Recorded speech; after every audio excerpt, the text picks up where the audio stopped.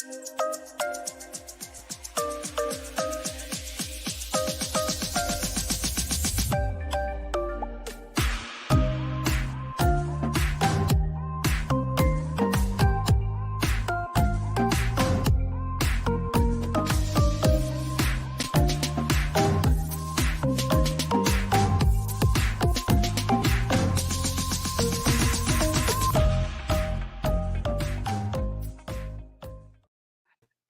everyone, welcome to Survivor Now podcast. Today, Ollie, Phil, and myself are recapping episode 3 of Survivor 46. All right, interesting week in the Survivor world. I mean, Phil, Ollie, I think that today is going to be a very interesting conversation because I think we all have very different viewpoints on this episode. So I'm excited to talk about this with all of you. And of course, as always, we do have our live chat open. So if any of you have thoughts, opinions, or comments that you would like to express about the episode this week, we would love to hear them. So make sure you go ahead and add yourself to the live chat that's happening on the side here. But another huge announcement, Survivor Now podcast has officially hit 1,000 subscribers. So we'll be seeing you all throughout today's episode. We did it. And what an awesome week we have had. So who wants to start us off? Just general thoughts about this week's episode, Survivor 46. I'm still trying to make up my mind about it. We'll let Phil go first. I'm getting pointed to me by Ollie. I'll take the reins. Yeah, I thought this was a fantastic episode. And it's weird because there was a medevac. And it's so often that medevac episodes sort of feel like nothing burgers at the end. And you feel like you didn't really get any sort of story from it, right? It goes, oh, okay, we just watched this and it means nothing. It didn't progress any story. Wild claim here. And it's in a very specific bracket, but I think this might be my favorite medevac episode of all time. And I think it's the best one because I love that we followed Banu's, I don't want to spoil too much, but we'll talk about it.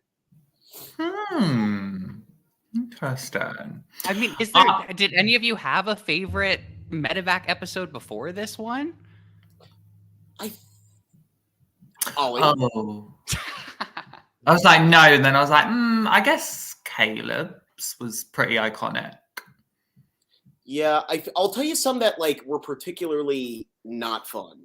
I feel like Pat from David vs. Goliath, I believe, that felt like a very not fun medevac. And I might even throw Bruce in there from 44. I feel like that was not very fun. It felt I don't know, because I just felt like this was nice because we got a lot from Banu, and you felt like you knew what was happening. It didn't. I don't know. I enjoyed it. I'm sure we'll get into all the nuts and bolts, but I really liked watching the sort of Banu plight here. Yeah, we're going to get into the nuts, bolts, hammers, screwdrivers, all of the tools. But funny enough, because they won a Survivor toolkit, I asked the question because, I never have fun with medical evacuation episodes just because I do really feel bad for the person. And I think that this was the way they told the story to me, this episode felt very strange, and I don't really know what the producers are sort of going for in terms of who's left in the game and how they want the audience to react to these players. But I did think that I thought the start of the episode was really strong, right? Like, we started with Banu, who didn't know anything about that fake idol plan, so just wouldn't play her shot in the dark. And we get just a few scenes of Banu getting very paranoid very quickly. And I thought this was actually fascinating to watch.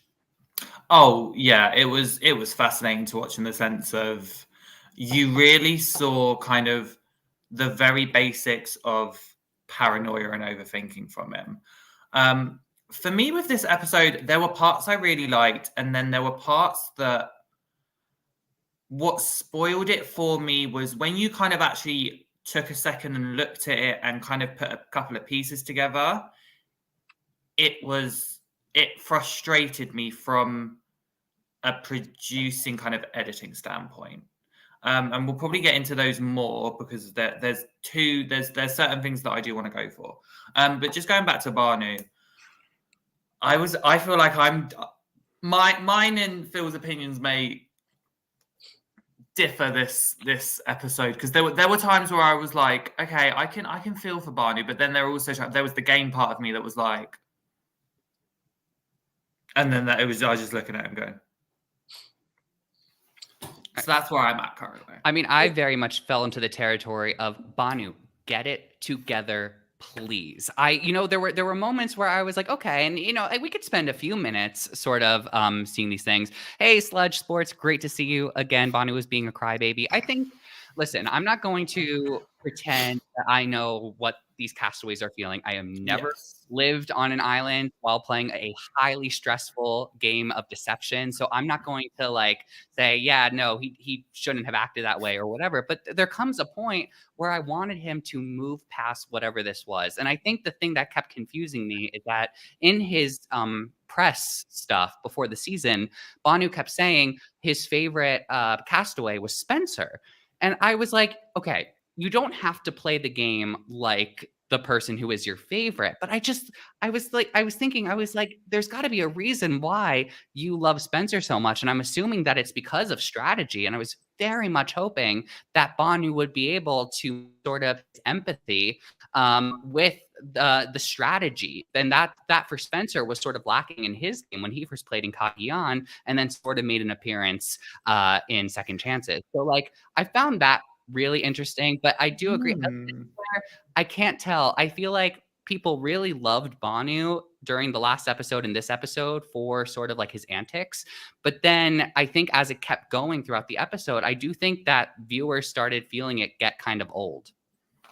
Now, I just to sort of give my take on the beginning of this episode, I also think this is I think this is a phenomenal first act to a Survivor episode.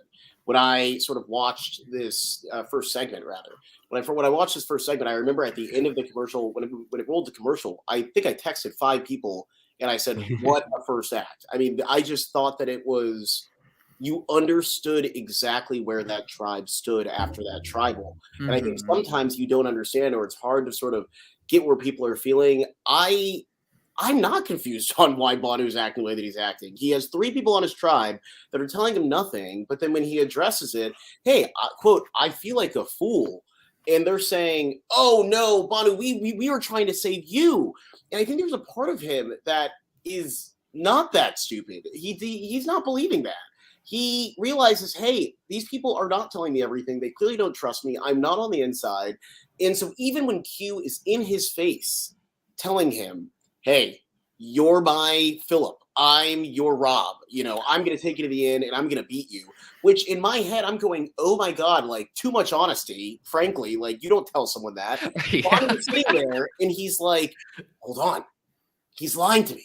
Kinsey and Tiffany must have set him up to come over here and blah, blah, blah. And I'm going, oh my God, man.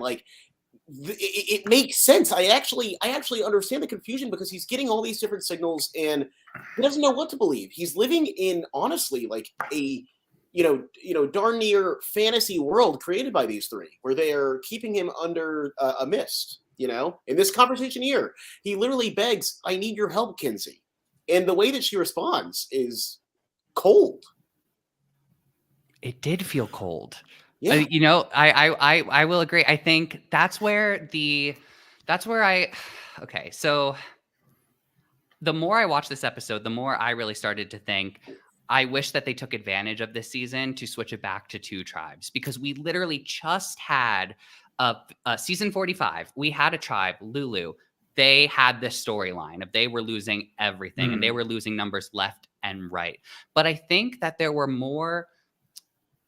advantages in the game, and then there were character and strategic moments that kept the momentum and the pace going with Lulu's storyline, right? We had Caleb working with Emily, even though we thought that wouldn't happen. We had Sabaya and the idol that was in the wax, and it was the whole thing was, when is she going to be able to get that out of the wax?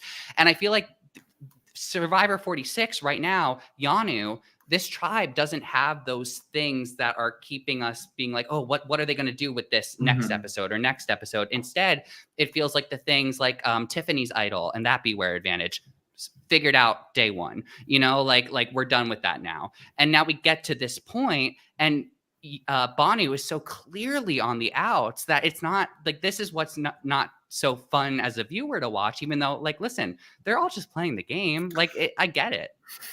Like, and that is the thing for me, because it's like they're playing the game, and I feel like I kind of mentioned earlier there was things that I didn't enjoy, and it is part of it is also kind of the fandom reaction to things, and it's like we wanted villains, but then we get villains, and I see the fandom hating it. And I think you've just wanted villains. You want them to play the game.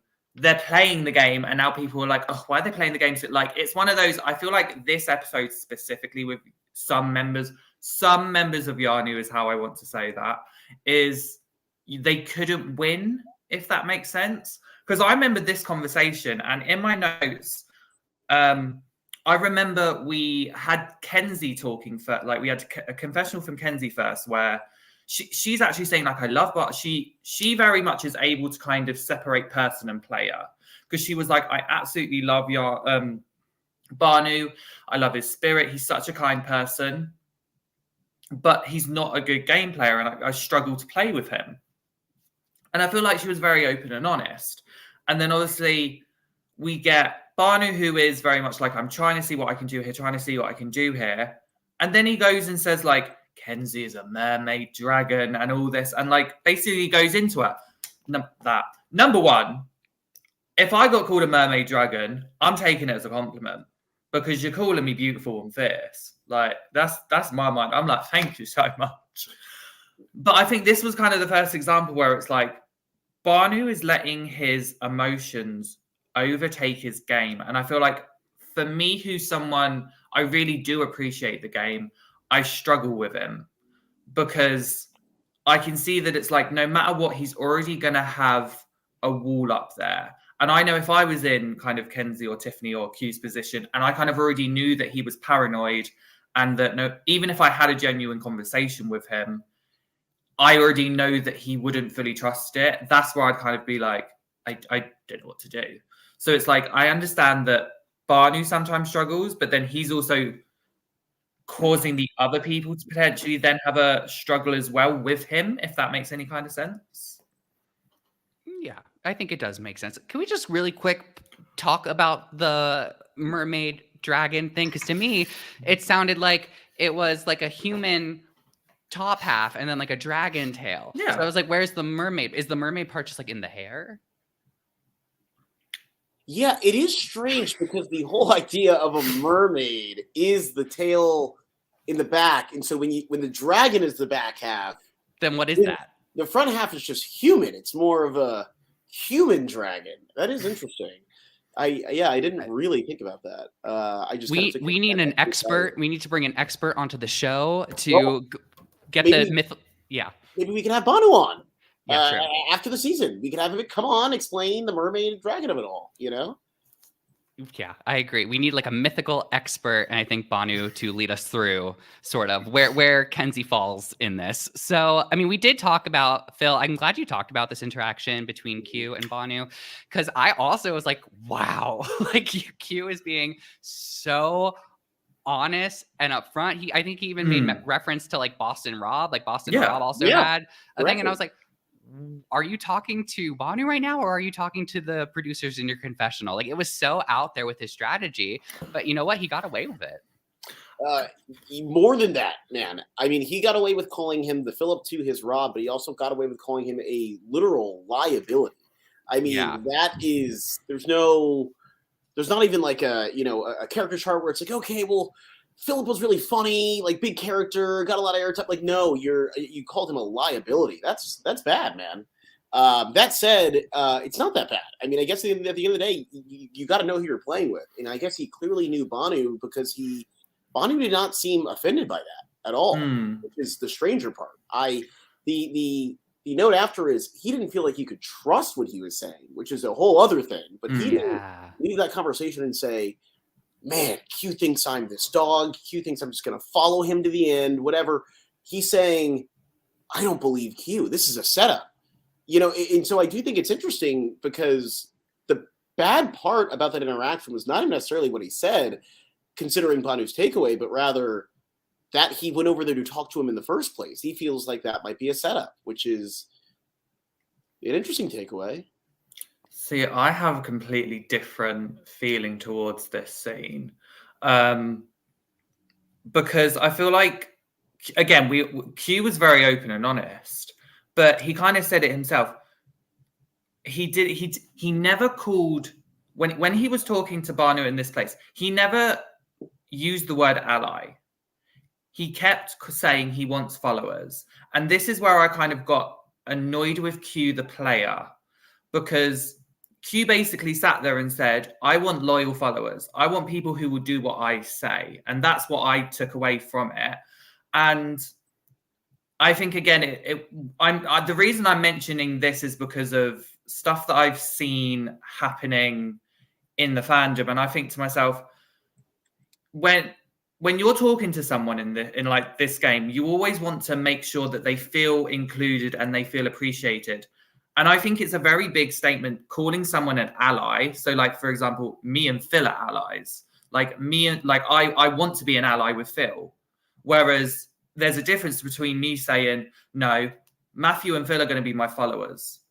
And I feel like there's a very big difference. And it kind of shows me the kind of game Q wants to play. And yeah, it's a weird one for me.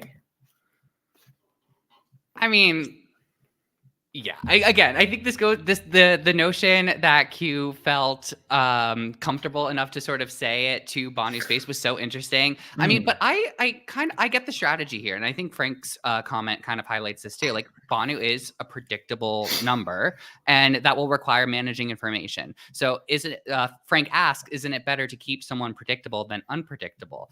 And I sort of get it, but at the same time, is Banu that predictable? Like, that's the thing that I'm not sure about when it comes to this. I also think, and we'll talk, I'll definitely mention it more later, but I feel like Q has already got his opinions. Q has already solidified his opinions on people. And I think that's why he believes Q will be a number for him. But it's from his assumptions and from who he's intimidated by. And that's where I'll leave it on that. Wow. Well, we're going to come back to Yanu, obviously, because spoiler alert, as we all know, they lose the challenge yet again. But let's jump over to Nami, where Hunter is building a bed. Now, I saw a conspiracy theory that the rope that he's using is possibly from the reward challenge that hasn't happened yet in the episode. What do we think? Because I think that's the case. I agree too, and I think it's really interesting because I do not think I would have called that out on my own, but that's now that I'm sort of seeing it and hearing it, I totally see it. I totally see it. Yeah. I think a lot of people are going to be doing this if they win rope. I think we'll see a lot more people doing something like this in the future if it works. Mm-hmm. Hunter MacGyver. But someone who isn't so on Team Hunter is Venus, who says basically, like, we see this person every season, and I don't want to let him get to the end, just like people have done in the past by doing this similar strategy. And it was interesting to see her sort of bring the idea to Randon and him being like, well, where's the proof? Because I feel like, and I like how she responded to it, which is like, well, my eyes and my ears are my proof, like that's all. And if we're going to work together, you're going to have to trust me on this. So I thought it was kind of interesting. Obviously, we know what happens to their alliance later in the episode, but it was one of those things where I wish that I would have seen Randon and Venus's storyline play out more than just how it did. 100%. Yeah. It's sad. I feel like there's not much we can say because, unfortunately, we didn't actually get much from Nami this episode. And I kind of agree. I feel like that was one of the first things that annoyed me. As soon as I saw the immunity challenge and I saw what was like a thing, and I was like, right, well, I know. I kind of clocked back on it, and I was like, really? Why not wait then? Why not make that the next episode, or why not make that a deleted scene? Because I feel like we had a deleted scene this episode from Tevin, Soda, and some others, and I was like, you could have included that one instead.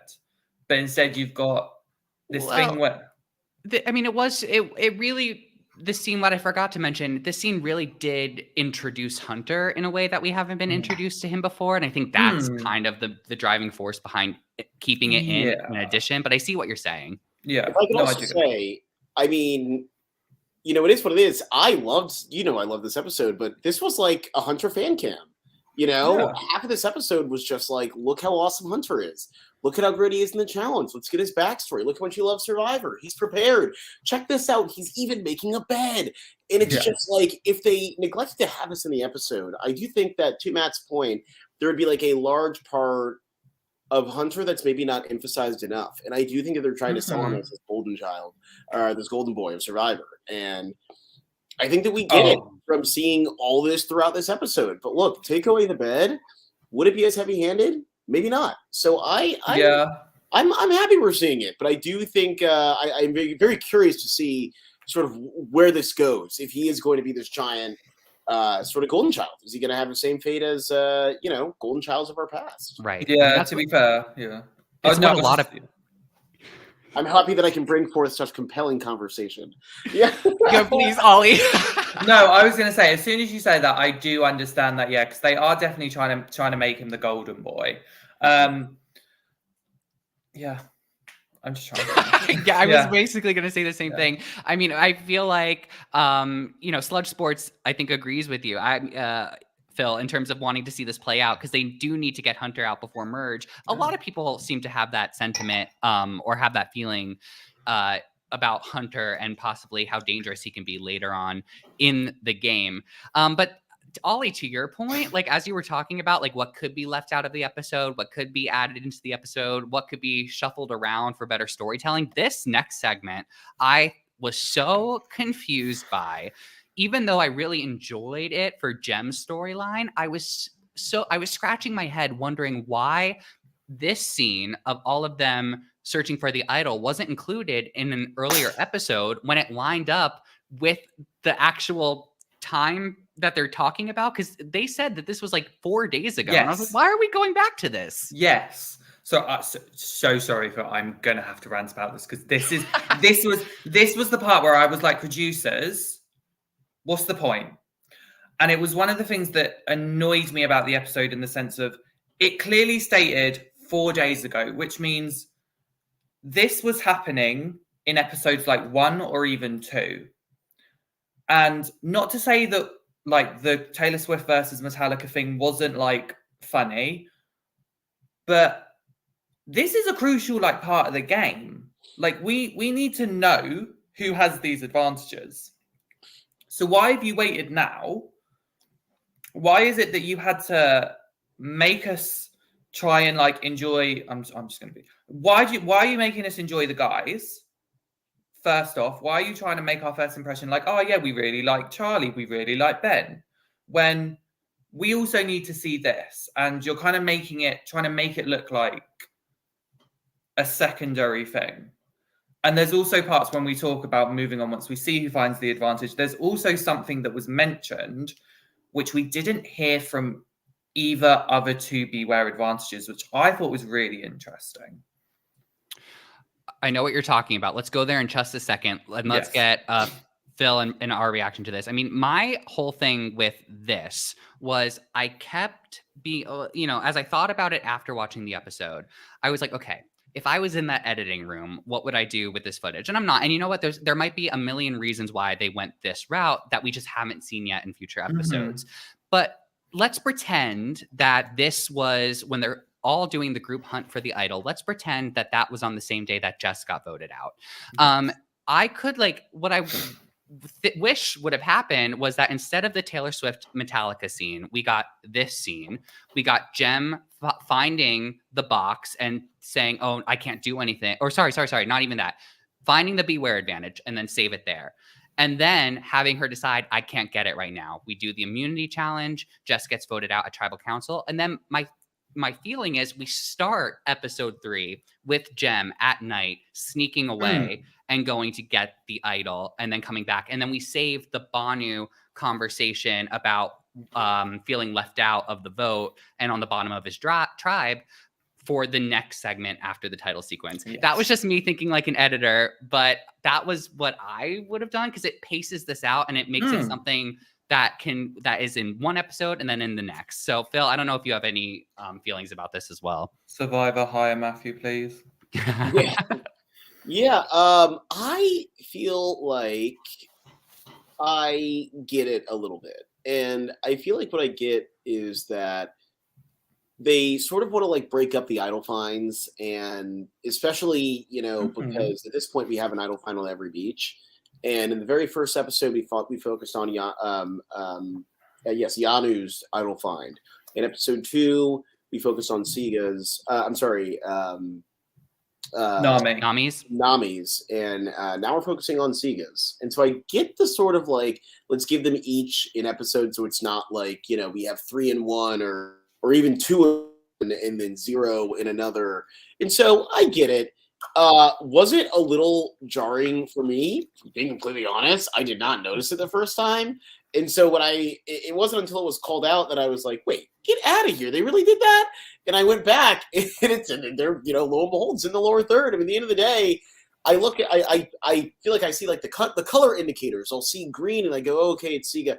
I'm not every single time. I don't need to look at the lower third and go, okay, Siga. But I think it's interesting because now that I saw that, I'm like going to be nervous now that I get these establishing shots these days. I'm going to be like, is there like extra details that I'm missing? Like, I don't want to accidentally miss that, on episode 7, we're looking at something that happened 9 days ago pre-merge, and so, yeah, I guess, is that a weird slippery slope to look at now? Sure. Do I think it's ever really going to get that extreme? No. Was it wild to watch just on a second watch through? Yeah, it kind of was.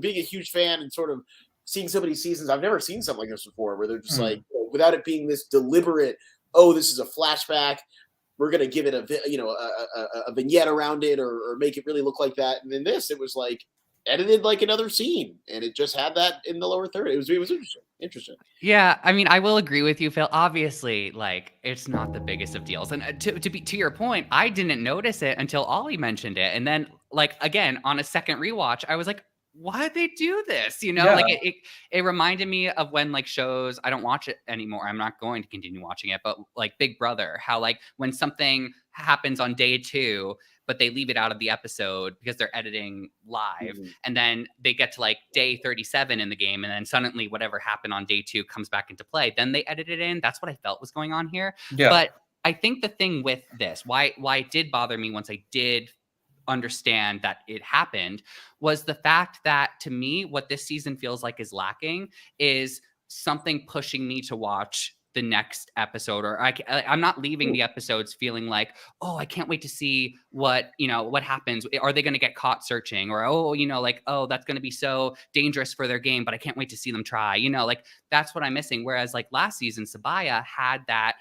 She had to do all of these things, then found the idol in the wax. And we were like, well, when is she going to be able to burn it? Like that became the question throughout. And to your point also, Phil, I do agree. And I understand the thing about, all right, we got to spread out the immunity idol finding. Like, it might be a lot to have into one episode. But in Survivor 45, that I think was such a strength of it, because we had one tribe find the idol, realize the rules of it were you have to sacrifice your vote. And then we all, as the viewers, knew that Sabaya would have to sacrifice her vote before she even knew that. And that was what made Tribal Council so exciting.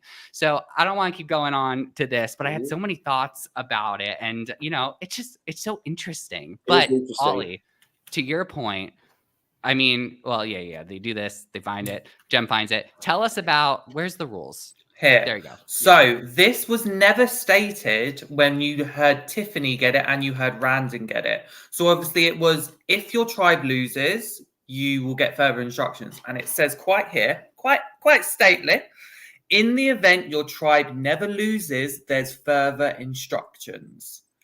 That was never stated when Tiffany got it. It was only once they lose the immunity challenge. And even same with Randon.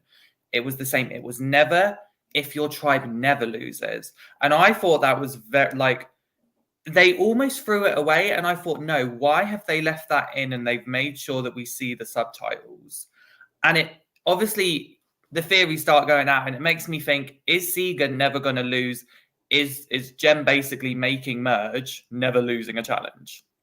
Yeah, I think it's definitely what it means. I mean, I almost think, yeah, there's, at least somebody does that. I think that's why they have to put it in there, to make sure the audience isn't freaking out and losing their heads because they don't realize what happens when someone makes the merge. Yeah, I think it's a good catch. It's great because you're so right. It wasn't something we heard from the other tribes who found the advantage first, or as we saw in the edit first that the viewer saw. So I do share that same thing too. If they went out of their way to put that in quotes, and not only to show her saying it, but to actually outline it on the screen, like that's usually an indicator that it's an important fact. So I do think, and I am curious to see how the instructions change up when, I'm assuming inevitably, that Jem makes it to merge. Yeah, it surely has to.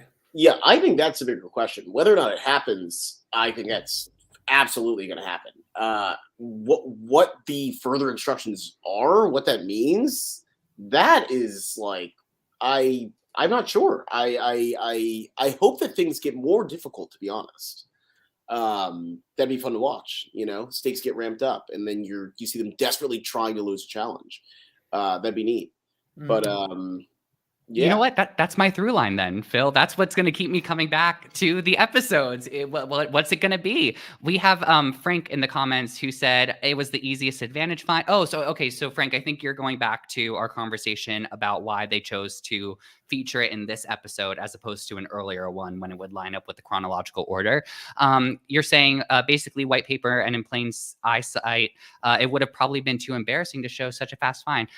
I'm not sure I agree. I think, it seemed like they were struggling with finding the idol. So probably would have not received well. Let us know, Frank. Would you have not received it well if that's how it would happen? I think it would have been okay. But I can see your point that it would have been fairly quick.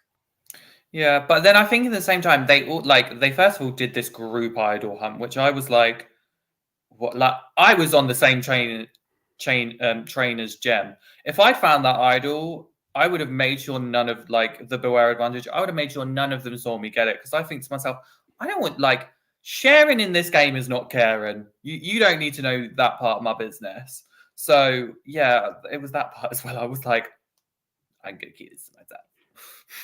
Yeah, I do think we should applaud Jem. She did a fantastic job at this, and Jem is actually someone I hope Jem makes it to the end. I've been rooting for Jem as we gotten to know her more in the episodes. So yeah. Jem is on my fantasy team. We're enjoying the climb. We have Jem, we have Liz. Things are on the up and up. Wait, is that your Survivor fantasy team, or Survivor Now podcast fantasy team, or the Survivor Now podcast? Nice. So things are looking great. I'm happy. I'm on the climb. I'm so happy for you. Sorry, Matthew. I apologize. It's okay. You know what? It's okay. It's okay. I'm still. We'll see. I was gonna say, Matt, and also Abe, when he sees this, how does it feel losing a player in your draft this early? Jeez. That's so cruel, Ollie. I was gonna say, Matt, don't answer that. It's rhetorical. Don't do it. Yeah. You're falling into the trap. I saw you thinking.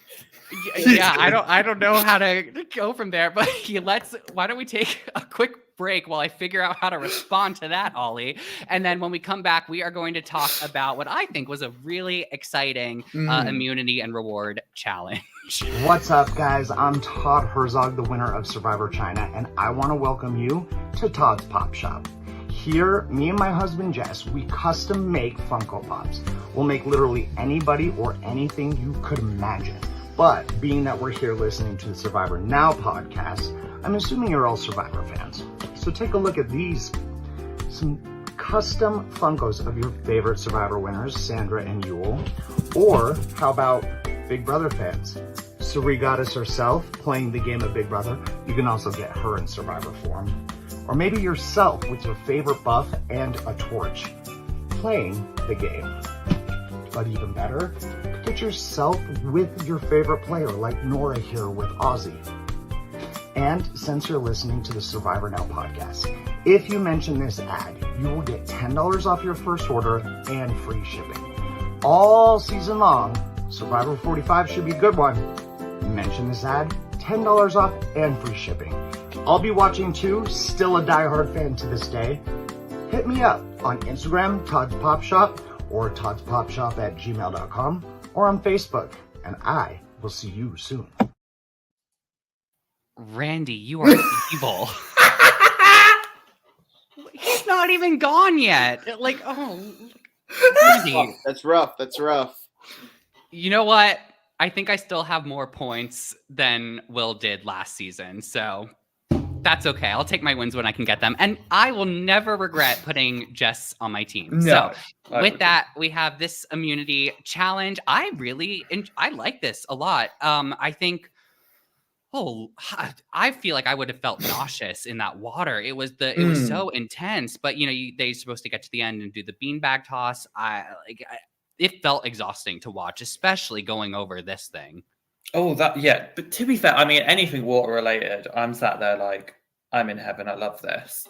But I definitely thought like this was the first time we really saw Yanu working together, which I was really happy to see with. Mm-hmm. And also, we kind of saw the first glimpses of Nami's weakness, because I think it was very clear that they weren't a tribe that enjoys anything water-based. I will say, it is swimming in the ocean, and especially with the current. the current like this, it's a very different thing than just swimming in a set body of water. So like seeing how much the platforms were moving around, I could already tell like, oh no, this is just going to be exhausting to get to the end. So like with that, I also consider myself a strong swimmer. I don't even know if I would have enjoyed this, to be honest. Yeah, it definitely looked tough for strong swimmers and swimmers who are just used to the sort of little kiddie pools. It looked tough, but I do think the sort of highlight here again, Hunter. I think Hunter is the highlight of this challenge, and I also think that Q, in a more negative light, had his own highlight. And sort of what I want to talk about here is a similar thing to what I talked about. I think that like this season to me is reminding me a lot of reasons why I really liked old school Survivor in a weird way. Mm-hmm. And a big part is because like the challenges this season have been phenomenal. And I have never been someone who has been like, oh, I want to like talk about a challenge, or at least like how it affects once again the story. And in this season, more than any other in recent sort of time that I can think of, I think that these challenges are really directly influencing the story. Everything from the first challenge to the second with the blocks, just getting yelled at, that being a huge like sort of conversation and moving force of the deciding factors of what happens. I think that here it's the same thing. We see Q's downfall, the fact that he's not able to step up, and we see Hunter continue his sort of Survivor MacGyver branding. And I don't know, I really, really enjoyed this challenge, and I felt like it wasn't for naught, which sometimes, unfortunately is sometimes it's action packed, but sometimes like, okay, it's just a challenge. We're just finding out what they get for a reward or who's safe. This one felt like it was really, character driven. Yeah, I definitely feel like it was. Again, I think to your point, Phil, it was definitely the giving Hunter the golden boy edit, because he was kind of able to be like, look how great I am. And I mean that roly-poly, I will give the boy credit for, because that was innovative. And I think that, because we saw obviously the backstory of him and all of his stuff, like he clearly has trained for challenges, which I will give him full credit for. And I think to your point in terms of with Q, I don't necessarily think it was full, and I'm going to give Q credit here. I don't necessarily think it was Q's complete downfall, because I think they did something. They kept switching out, and I think that's where they went wrong. Because I think we remember seeing kind of Hunter was the one that always did it because Hunter was Golden Boy, and then kind of Charlie stayed doing it for Sega. And I think what that benefited from Charlie was he was able to get a feel for the challenge, and then once he got the rhythm, it was easier for him to stay in the rhythm because he kind of got the gist of it. Whereas Tiffany and Q were swapping, and they were kind of going in and out of rhythm. They were going to have to try and find their rhythm as soon as they came back, and I think that's where I kind of saw Yanu struggle. But that was just my view on it. Yeah, I can understand that. I think what's tough is that we watched, Tiffany sort of be the first aid to getting several bags, not 7, but several, on the the sort of tossing thing, and I think that in a weird way it almost makes Q look even more bad because he would be like, okay, I want to come back in, and he wouldn't be able to get it, and then he'd be like, okay, Tiffany, come, save me. And, towards the end, he started to sort of get a hang of it. But then at the very end, he obviously was in the hero role and he didn't really work out in his favor. So it's hard to say. It is a little hard to say. But I did think, again, I thought that it was great to sort of see Q fail at his own hand and sort of how he deals with that, which I'm sure we'll talk about. Yeah, how he deals with this loss is very different than how I think I've seen him deal with the other losses up until this point. And I think, as you both have been saying, Q has put a lot of the responsibility of losing the challenge on his own shoulders. So, it basically leads Q to a point where he's like, vote me out. And I really loved Tiffany's reaction to this, where Tiffany was like, no. What are you doing? Exactly. She said, we're not playing that game today. That is not what we're doing here. And I have to admit, I was kind of disappointed to hear this from Q, especially because we had the first episode when Jelinski was still in the game. We heard Q say, people who quit, I can't play the game with. And to have him here after a couple of losses say, it was all on me, you all should vote me out, I just kept thinking it was a bit too contradictory for me. Well, technically, because obviously, do we remember that Jelinski in his interview with Dalton Ross said that it was Q that allegedly mentioned about quitting the Sweat and Sabe? So does Jelinski have a point? No, he doesn't. Hey. He might have several points, but we never know. All right. Well, okay. So then we go on the. Oh, right. They have a journey. That's right. I forgot about this. This journey was nuts, and again, so character driven. I'm so excited to talk about the fact that this was a sort of breaking open of the game that we've really never seen before, because I don't think that we've ever seen a journey where someone has spilled this much ever, where someone two people get to go back to their respective tribes and be like, oh, I can tell you everything that is going on that side. And it was really, really neat to watch. And I think on top of that, Banu makes it to merge, Liz and Ben know that he is putty to them. And I think Liz specifically really knows how to comfort Banu in a way that he really needs. And honestly, I'll give it to her. I don't think that it's I don't think it's strategy. I think it's just who she is.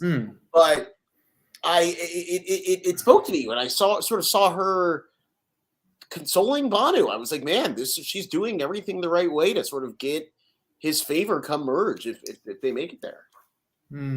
Liz really intrigued me during this moment. And I will say Ben too. I think both of them, sort of made my radar go off a little bit more during this episode, getting to see, because all we've really seen of Liz especially is I'm rich, I have companies, and then people wanting to vote her out because of that. And I really appreciated that we got to see a little bit more that had nothing to do with that storyline. And Ben, both Liz and Ben, I thought they really complemented each other very nicely. So I think I would like to see what happens between the two of them if both of them end up making it to a swap or the merge and they end up together, because I thought that they without even realizing it, were so aligned. Sludge, you said Ben was amazing during this. I totally agree. And he's your winner pick. Okay, I think that's a good bet. So nice there. I mean, yeah, Ben was really good in this situation. For me, and this is probably where I am the one that disagrees. So sorry. This was the moment I didn't like Banu the player. And I kind of just was over Banu the player here. Because he basically, because I appreciated the Million Hearts thing. I was like, he really is pouring his soul. He really is being genuine. Banu the player, Banu the person, absolute sweetheart. However, remember last Tribal Council when they were saying to Banu, you are allowed to be you're allowed to have emotions, but you have to know when to control them. He just proved Q, Kenzie, and Tiffany's point here, because he literally was just straight away there going, Hwah. And I kind of sat there and I just went, okay, it's all nice and well that, the fandom are being nice to Banu, but you have to take it into a game perspective and see he's kind of just proved their points, for me at least.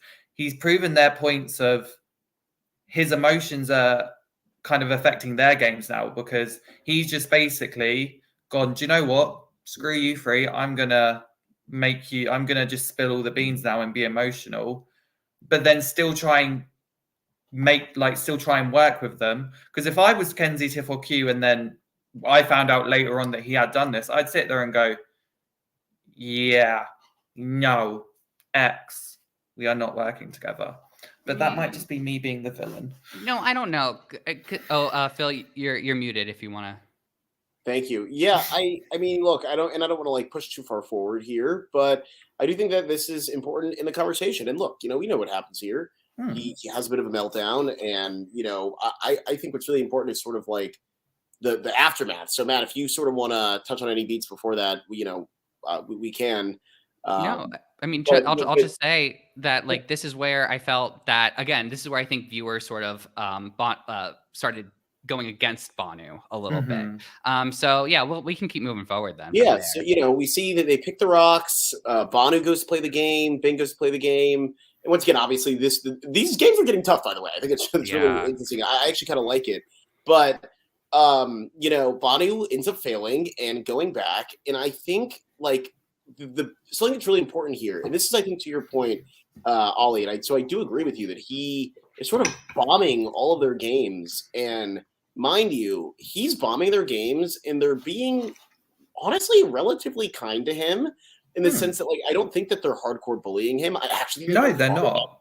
I actually think that they're far nicer to Banu than they were to Jess, and I just think it's interesting because it's what if they were really real with the guy and they were like, hey, we're not talking to you at all, blah blah blah, then what would he say? I mean, I really do think, if I can go as far as to say this early, I think the three of their games are almost nearly tanked, because you have Ben and Liz going back to their tribes being like, yeah, dude, Banu said that these two are unbreakable. Kenzie's a mastermind. The three of them are locked tight, and they're all mean to him. And they gave Justice fake. I mean, I really think that he spilled everything. And I think that he did. It's so easy to go into the merge and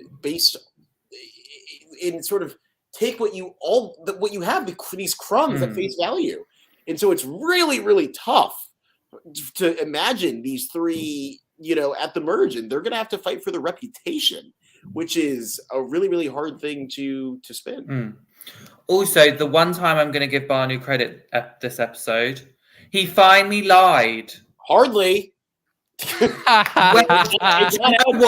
know what? It was the tiniest lie, but at least he can do it. Proud of you, mate. Well done. I tell you what, that lie lasted all about probably 5 minutes. There we go. Thank you, Matt. Next slide. We got and once again, Q's not pressing this man hard. He's going, oh, so you don't have a vote, eh? Oh, so you have your vote, whatever. And he's looking at it, he goes, come on.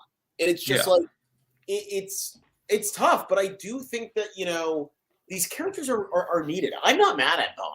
And I think that some people are mad about the Banu casting, and others are obviously, super taken by his story. I'm just someone where I'm like, these wild cards make the game interesting. To your point, Ollie, like having this sort of person that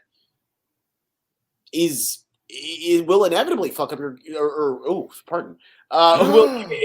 inevitably sort of screw up your game if you give him enough sort of leash. And Banu had quite a bit of leash. He was on a whole other island, and let me tell you, he was screwing up the 3 other games unintentionally. Yeah,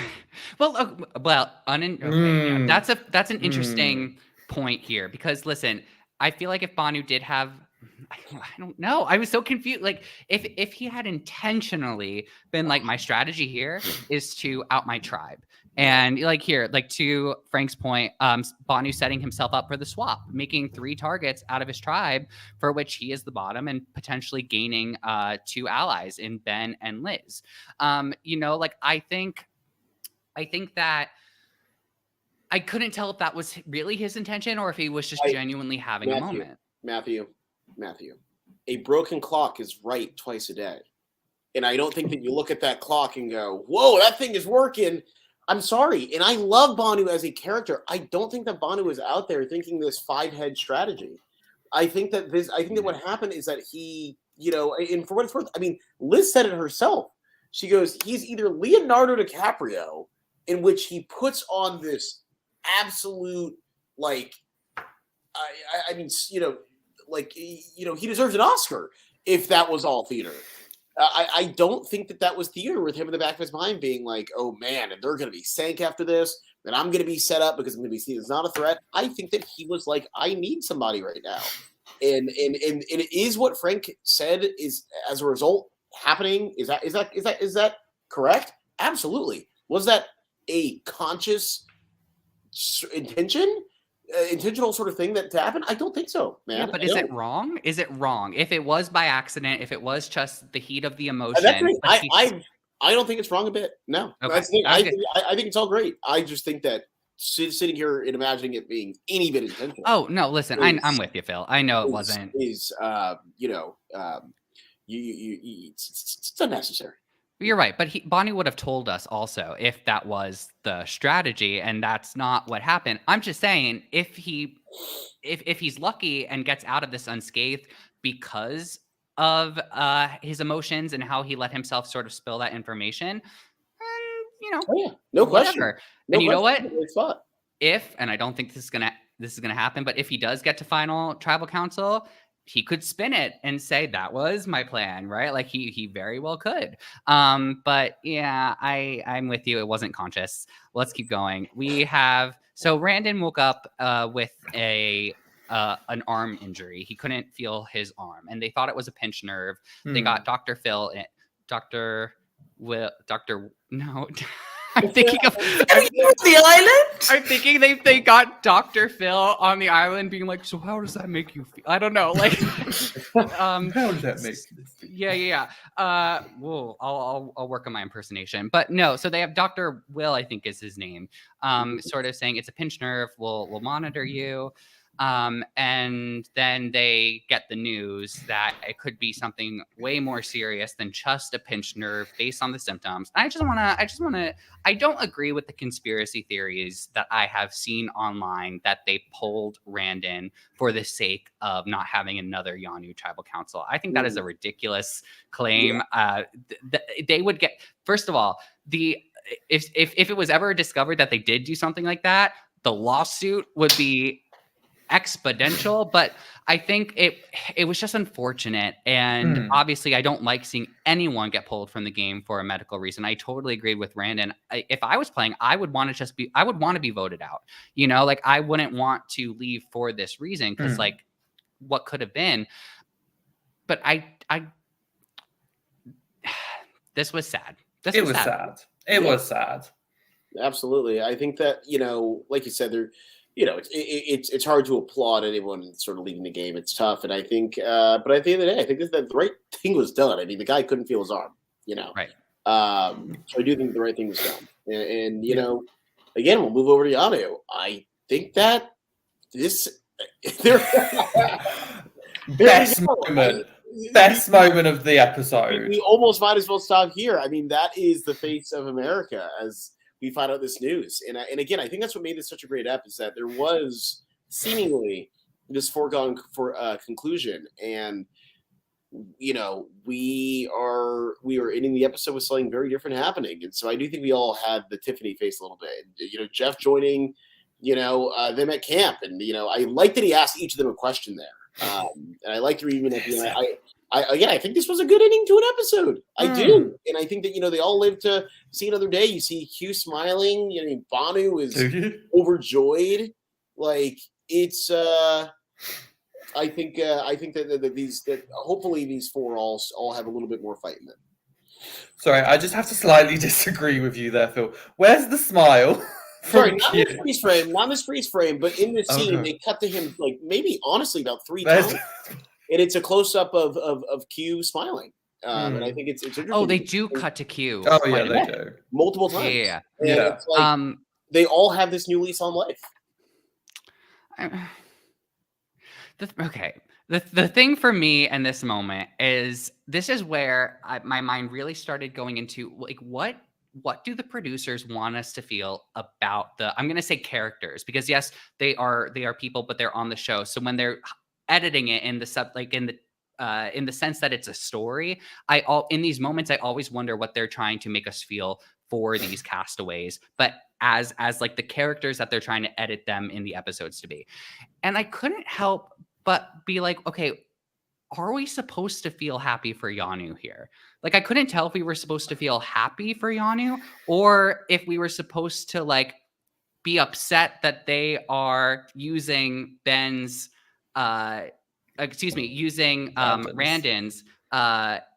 medical poll from the game as some sort of new beginning. Like, I think some of the things that they kept in here with them saying, saying my prayers have been answered, saying things like, someone's loss is our gain and the game keeps going. I like it didn't really sit right with me. Like, listen, I might be in the minority here, but I kept thinking like this is it was just very odd to me. No, I think for me, and I slightly agree with you, it wasn't that and this is where I'm going to be a hater. It wasn't that they were making us trying to be happy for Yanu. They were trying to make us be happy for Banu. Because you could see this episode, it was very much like they were trying to get us emotionally invested in Banu and to be like, oh my God, we're so happy for him. And maybe this is the chance he can get his underdog story. That's nice. I think it worked for me. I'm gonna be honest. Okay. Like I by the end of this episode, I was like, man, I'm a Banu guy. I really do like Banu, and do I think he's a good player? No. Do I think that he is a great like Survivor contestant? Yes, I do. And I think that, not every good Survivor contestant is a good player. In fact, I think that that's been Survivor's issue in recent seasons, is that everyone is this calculated good player on the books that knows what they need to do and will, as a machine would, make the right decision at all times. This is a guy that's like, they're in emotion. He's there to win a million hearts, for Christ's sake. This guy is, I don't know. I'm on the Banu train. I am, and I think that he makes the show season better. I'm into it. I'm into it. I don't need 18 people doing the same thing. Give me some wild cards. I wonder what a million hearts like. I wonder how much that is when you take taxes into account. Yeah.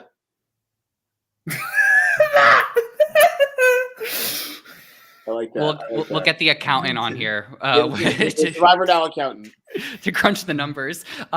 Listen, I am not mad that Banu was cast. I know that some people have said, how dare Banu get cast on this season. I am not upset about it. And in fact, I agree with you, Phil. I think that having someone who is providing entertainment or making, all of the previews, all of the ads are, what is Banu going to say next? Or how is, Banu going to upset his tribe next? The entertainment comes from that, right? I just think it's so interesting to me, again, that he said his favorite player was Spencer, and I don't see any influence there. And again, he doesn't have to play the same game as Spencer. No, I was just like, it is so far removed from that it's just funny to me. And you know what? Banu has been getting a lot of chatter online. So I think that's a good segue to our next segment, which is the tribe has posted. Let's see what the castaways have been saying since the end of the premiere of episode 3. We had Liz sort of poking fun at her storyline of being the rich castaway, not there for the money, saying does this outfit wait does this outfit make me look rich? Did she see Spark or Snuff? I sparked this. I didn't too. mind this. I liked that jumper. I wish I'd seen more of that jumper. I feel like I wouldn't have snuffed her at the start. No, I thought this was funny. And again, I like seeing more of Liz in this episode that was less about that storyline and that edit that she's been getting in the first. And then I thought Ben was on fire with his tweets during this past episode. That first one is a song that he wrote about, are we going to save Banu today, that he was singing with it. It looks like a group of friends or family. And I just thought it was actually kind of catchy. I would totally recommend going to check it out. And then I like people are making a meme out of him coming back saying that he's got some gossip. So I like seeing the fan art there. That was funny. I did. Ben was on fire this round when it came to tweets and posts. Yeah. I really enjoy Ben on the show and off. I think you should all follow him if you aren't already. Tiffany saying that she has no idea that watching her tribe get scraped would be this entertaining. And yeah. To be fair, with these two tweets, I liked that we got to see kind of the castaways poking fun at themselves almost, because it's like they were like, yeah, we can be a part of the we can be a part of like the humor of it, and like, yes, we're losing, and like Venus's thing of has to be record for the shortest alliance. Like it's one of those like, yes, it hasn't worked to my favor, but you know what, we're gonna have some fun with it. Oh, and that's something we haven't talked quite about, but Venus's position now that Randon has left the game. I mean, things aren't looking good for Venus. Sad. Yeah, no, they are definitely not. But I do like that same, something that Ollie said. I like that, the Survivors taking it in stride, having some fun online. As much as they can. Fun. Yeah. As much as they can. And of course, we got some Survivor showing Randon some love.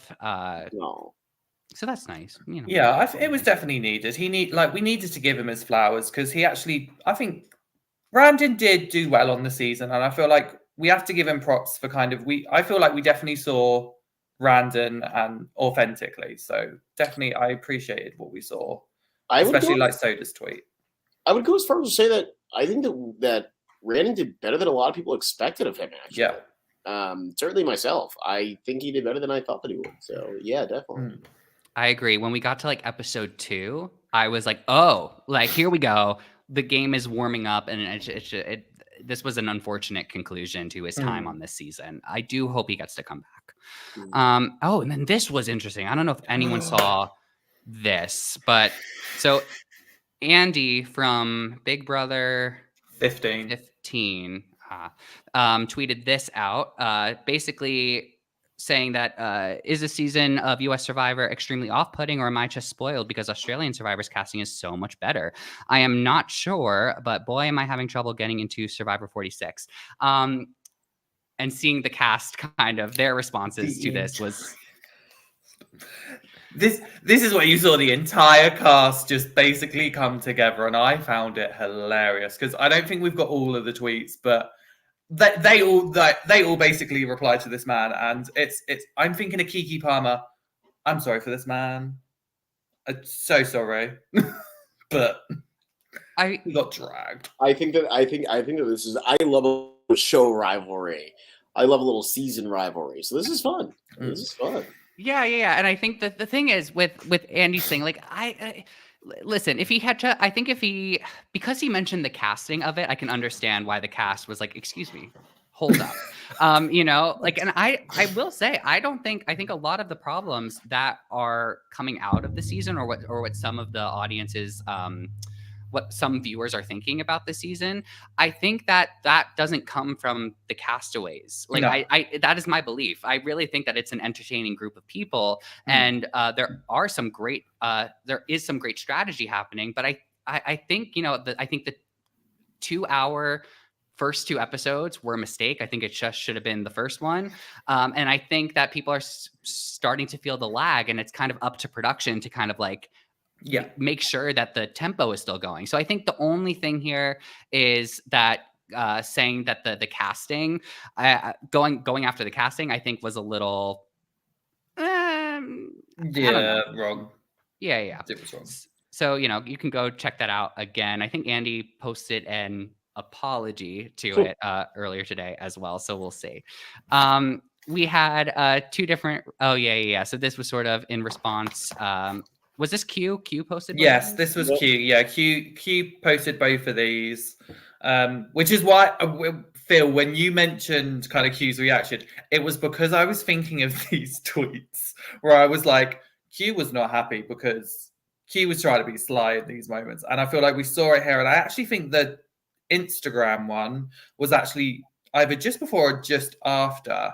And then when you see that, when you watch the episode and then see that Instagram tweet, you actually can kind of see like Q had an agenda. It was. Yeah. He wanted to go after Kinsey. Wait. Really interesting.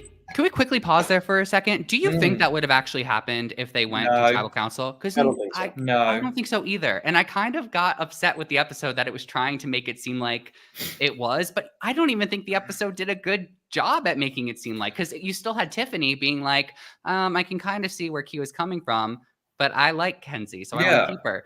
I think that they should have omitted Tiffany saying that if they wanted to make it ominous. Yeah. They should have taken that out. And if they've decided to keep it in, they should have taken out Q's last confessional.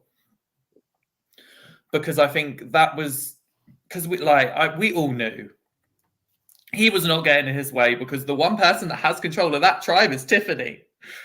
So if Tiffany isn't wanting Kenzie to go, Kenzie ain't going. Sorry, Q.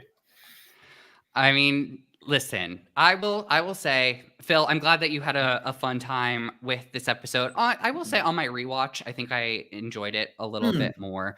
But if someone were to ask me, should I watch this season of Survivor?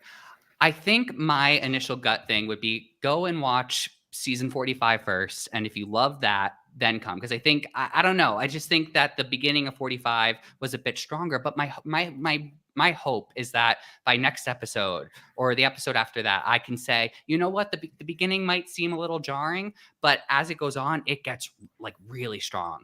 But of right now, a slow burn. As of right now, I don't think I can give that. Hold on, let me just see this real quick. Yeah, okay. So even we have Earth, you said this episode really proved we need to go back to 2 tribes from now on. And you know what?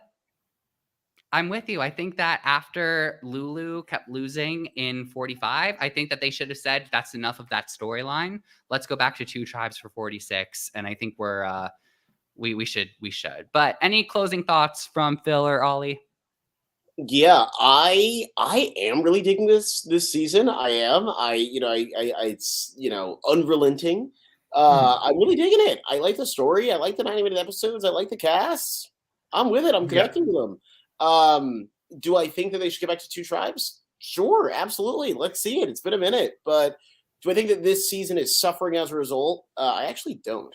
And in a weird way, I think that this medevac episode helps it continue to not. I think that it would have probably, there's a greater chance that it would start slipping if we had them have to eliminate a now 3rd person. And I think that sort of this monkey wrench being tossed in, I'm with it. So I'm excited to see what happens next week, and join you 2 lovely guys to talk about it.